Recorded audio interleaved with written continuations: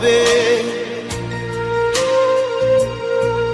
মাকে বলতো সে কথা, হবে মানুষের মতো মানুষ এক। লেখা ইতিহাসের পাতায় নিজ হাতে খেতে পারতাম না। বাবা বলতো, ও খোকা, যখন আমি থাকবো না